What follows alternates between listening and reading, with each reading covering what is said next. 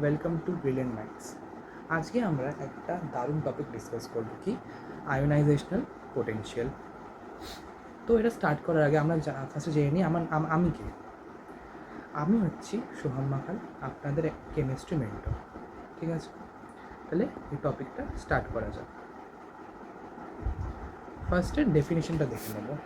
এই ডেফিনেশনটা কিন্তু এক্সামে আসে। ডেফিনেশনটা এটা কিন্তু পুরো মনে রাখতে হবে। The energy required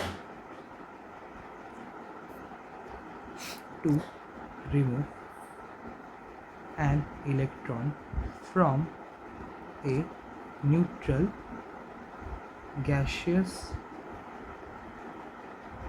isolated atom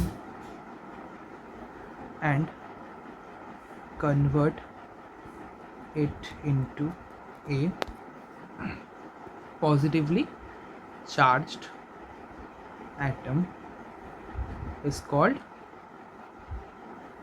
ionization potential বা এনার্জি, দুটোই বলা যায়।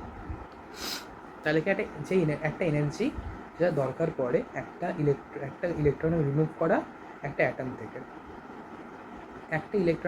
রিমুভ করতে যতটা এনার্জি দরকার পড়ে ওটাকে আমরা বলবো কি আয়োনাইজেশনাল এনার্জি বা পোটেনশিয়াল। ঠিক আছে, এবার একটা এক্সাম্পল নিচ্ছি। লেটস সে একটা অ্যাটম এক্স আছে, ওকে। এবার এর এখানে ইলেকট্রনস আছে।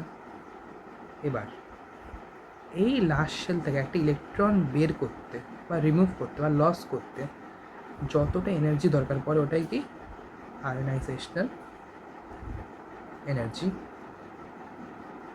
বা পোটেনশিয়াল। ঠিক আছে, তো একটা ইলেকট্রন লুজ করতে যতটা এনার্জি দরকার পড়ে ওটা কি আয়োনাইজেশনাল এনার্জি। ঠিক আছে, এর একটা এসআই ইউনিট হচ্ছে, এর এসআই ইউনিট কি, এই আয়োনাইজেশন এনার্জির এসআই ইউনিটটা কি কেজি, কিলো জুল পার মোল।